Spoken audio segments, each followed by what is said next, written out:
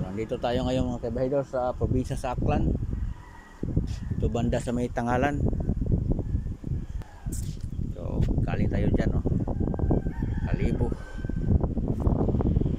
So pupunta na tayo doon sa ano,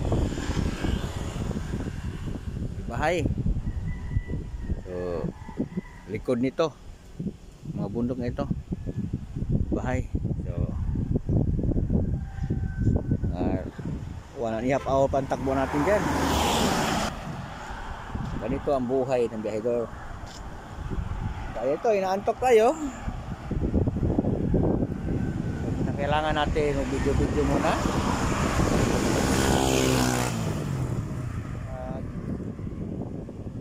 Stretching.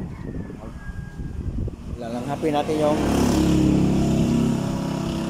simoy ng hangin, no? Ay, nakamas ng biyahedor. May mga ano pa yun, lamig ng hangin dito ba ito? Although tingnan mo, napakainit, oh? Mainit ang panahon ngayon, pero napakalamig dito. Dito kasi ako sa ano, mangga. Plastic talaga si Bahedor. Nag-video na naman. Inabutan kasi akong antok sa Bahedor. Alam mo naman, ang layo ng biyahe natin, long distance. So kailangan natin pahinga muna.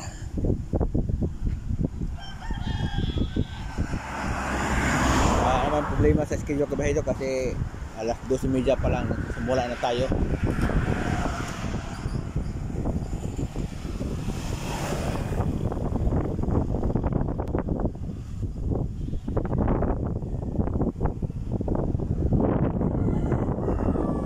Lamig ng hangin. Ito talagang kagandahan dito sa probinsya mga kabahidor. Kasi malanghap mo talaga ang magandang hangin. So, ang pananaw mo green, no? Ang ganda tingnan sa mata. Puro mga kahoy, mga dahon ng mga kahoy na. Tingin mo dito, klaseng kahoy ang mga tingnan mo. Ganito kaganda. Dito tayo nag-relax sa malaking mangga na ito.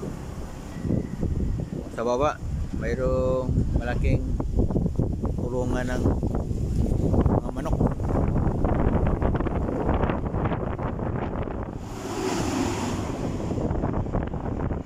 Takbo ng mga sasakyan dito kabahedor. So sa lapad kasi ng daan dito, tapos ang ganda-ganda pa.